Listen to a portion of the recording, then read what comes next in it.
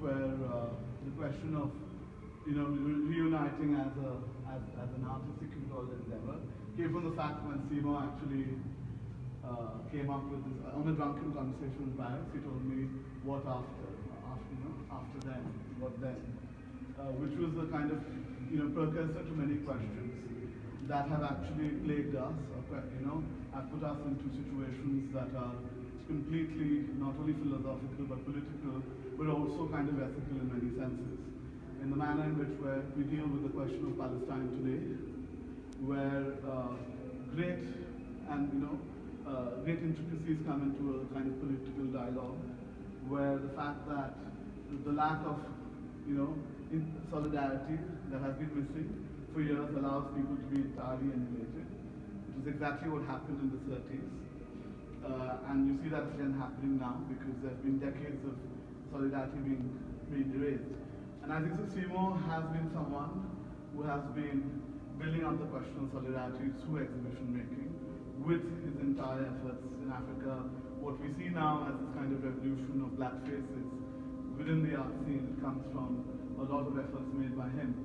And that's the kind of solidarity that we would want to make our cultural language in our project. And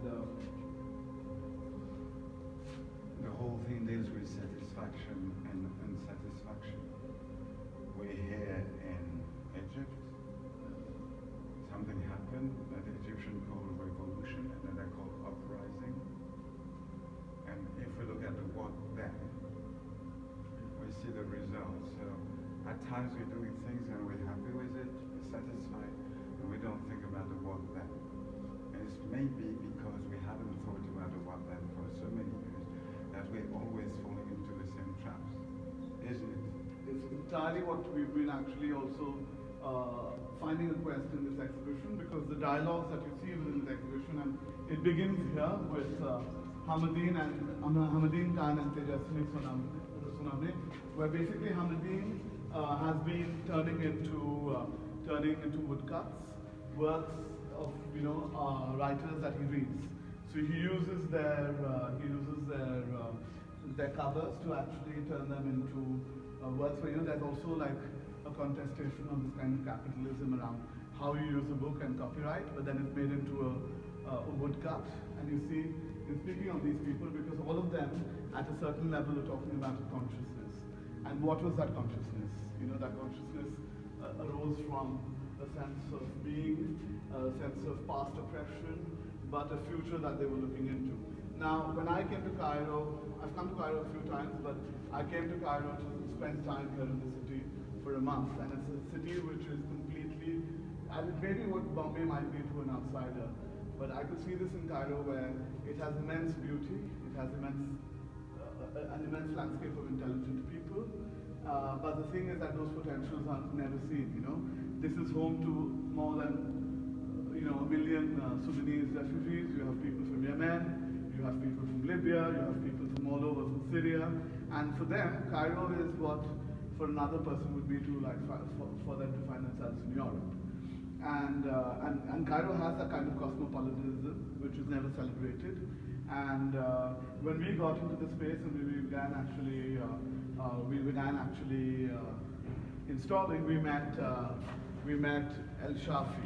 And so El Shafi is from Sudan, and we began talking. And then El Shafi told me that he was in Hyderabad, where he was studying. And we began talking, and at one moment he told me that he was an artist. And where the process where Angel and me have actually curated this exhibition is not because there was a large curatorial statement, but there was the fact that it was strange encounters with artists, and those strange encounters with artists became participation in the exhibition. And so El Shafi showed me his works, and you see the entire something else has been actually installed by Shafi with Tijani, with Mustafa, and there was also Rola, and she was amazing because Rola had this kind of critical eye. She was always there telling me that this is not looking straight, or the works on these walls aren't great. And so then we all became a kind of a curatorial artistic team. Rola was going to put up a work, but we haven't yet printed it. So I hope soon, and I have a space in mind for it also, which is going to be a surprise for her, but that will come soon. But it's an amazing work of a girl stretching her hands out to palm leaves. And so we became a kind of a, also the way I work with all of these artists is also very organic. There's never this curator-artist relationship, which I completely do not believe in. It's rather a relationship that is much more built on friendship. And yeah, so Tijani, do you want to Shafi, do you want to talk about these works? Yeah, this work, we have war from last April. That is why we come to Egypt as a refugee. They destroyed all our countries, they destroyed everything. Army do this. And we have two parties in our army. They kill people. Before 4 years, people make revolution, and this government don't need to be like anyone else in the power. So they make war, they destroyed everything in my country. So why have you put boots on their head? Because they didn't think, because they are military. Part of them they put like this stuff in their head, their hand, and another one in the, and they work together, and they say we have war, but just they kill the people. And this is become like blood. We lost a lot of things. One is sad because he lost everything. Actually, we lost everything in his past life. Everything is completely destroyed. So there's a Sudanese artist called Sari Omar, and he had an amazing kind of piece of poetry around his photograph, where he says that what is a homeland, and he says homeland is a place where all of this should not have happened, and it's really difficult. We went to this Sudanese exhibition where we met a lot of Sudanese artists, and it could echo like what Shafi is saying, that there's no going back, and there might never be a going back. And all the world didn't know how, didn't make anything about what happened to us. Right now we come Palestine, it's good, but no one care about us. Like nothing happened. I want to thank you because you gave me this chance to show people what happened. And so when you look at Akshay Singh Rathor's work, you see these barbed wires.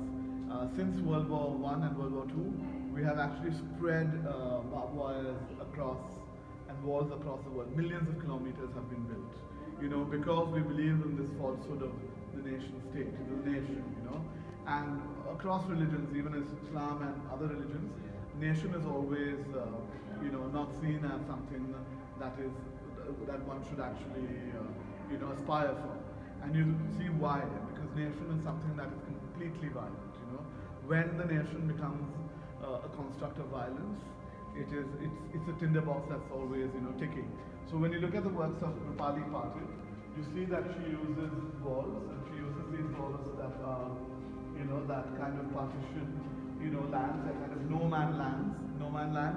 And why I say the no man land is also because many times, for a lot of women artists, you have there's the idea of space, an idea of space which actually can always be somewhat an entrapment, and that could be a marriage, that could be a family, that could be the home. Where we come from in India, a lot of women are entrapped into homes to do domestic work. And so she uses the border as a kind of metaphorical question. And we must remember that the nationalist causes of our nations can be similar entrapments, where we obviously love the land, we love our families, but do they have the right to entrap us? And you look at the work of Adrian D'Souza, which is a kind of overview of the border between India and Pakistan and Kashmir. And Kashmir is a contested place where you see the fact that India and Pakistan are fighting a war on I don't know how many thousand meters above sea level, where the soldiers die of frost rather than dying of bullets, and so that's how ridiculous the idea, where the fact that Pakistan and Israel were both nations constructed on the question of religion, they were both modernist ideas. And so when you look at this exhibition, we call it Reunion and precursors to a modern world, because the modern world has been defined by this obsession around the nation state. We've never had, when you go around Cairo, you see Indians who have come here to get visas to go to Europe. everyone is looking out for a visa. And this is never the case 7 decades ago. Everyone, from El Shafi to everyone, wants to get to a better place. And where is that better place? And when we start thinking of a better place, we start neglecting our recent, our kind of approximate environment. And that's what you see, and you see this kind of nostalgic, melancholic degradation of Alexandria, Cairo. And so that became a question. Like when you see the work of Sayyid Sarwat Jafri out here, what Sayyid does is that he takes this kind of it's the flight of Gabriel. It's you might remember if it's there in all. It's in Judaism, it's in Islam, it's in Christianity. And the flight of Gabriel is an interesting context because what he's doing is that a lot of monuments with Islamic heritage in India are being pulled down for the need of building roads or widening places, for questions of decolonization, and he's just preserving it by making maquettes in terracotta. And it's very important because he lives in a city called Ayodhya, and he's a Muslim in the city, and this is where the kind of tectonic plate where Hindus and Muslims started fighting in India over this mosque. And it's very interesting to work when, street architecture, you see Shruti Chamare actually working on this photography project where she photographs Ambedkar. And Ambedkar is who wrote, he's the man who's the architect of our constitution. And in that constitution, the name nation is never mentioned. Even marriage is, broadly defined as a contract between two individuals. So the fact that homosexuality is not criminalized in our constitution, and it was done in 1951. But when it came around in 1951, the government of that time decided to go ahead with British colonial laws so that homosexuality could be criminalized. You were not allowed, so that to be married with another religion, you would have to ask the permission of the district collector, kind of administrative body. So the constitution there was a counter-revolution against the constitution. And that counter-revolution continues till now, where there are calls in India right now for people who want permission. They want permission from parents for interfaith affairs or marriages, where the couples will have to get permission of their parents to be in an interfaith relationship, which is completely ridiculous and anti-constitutional. And Ambedkar actually built a constitution that came out of amalgamation of the French, American, many constitutions, where for him humanity and the man was way more important than any other construct, such as language, religion, and any other territorial sovereignty. The human being, the state was going to act as an agent. And actually he came from the erstwhile untouchable community, which in India today you realize after the census that they're the majority. The people who are outcasted are 91% of our population. And the people who have been in power are only 9% of the population. And I speak great English is because I come from that kind of privileged class. And you see those kind of, like those divisions. But you see that he came from an untouchable community, and he actually went to study in Columbia and LSE in the 1910s, 1920s, and he wrote these great theses on economics, on law, on culture, and he's a polymath. But the people who make shoes in Bangalore, they paint his portrait in different ways, He almost has a crescent out here, he has Buddhist colors here. Most of them are unrecognizable to each other, but everyone gets the point. And it's an act of visual resistance, an act of visual pride, an act of showing who they are without being looked down upon as people who work with shoes.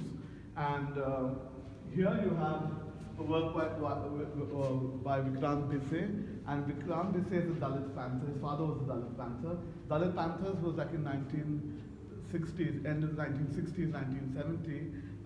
You had the Dalit Panther movement coming up in India, where basically there was, the people who were tired that even so many years after the Constitution, we were not being able to contest caste. And what you see here are works by him which are, images from a riot, because in '93 the police shot at Dalits, like how you have Black Lives Matter, there's a kind of a resistance movement, and you see people being shown in scenes of great pain, cruelty, violence, and death. You see death in the most myriad manners. And you see out here these three women who are Muslim women, because the fact that you don an abaya in India you're seen as someone who is waging a jihad, you know.